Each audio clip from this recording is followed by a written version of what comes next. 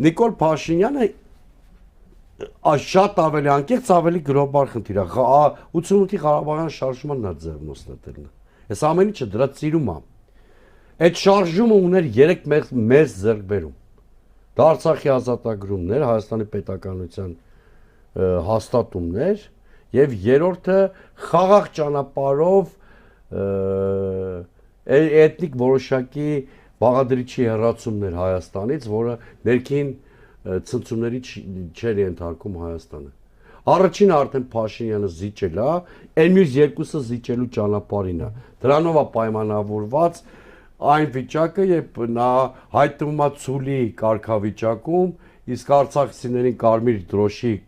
այսինքն ոնց ցուլն է վախենում կարմիր դրոշից, այնպես էլ նա այդպես իրեն դիրքավորում է արցախցիների նկատմամբ իր վերաբերմունքը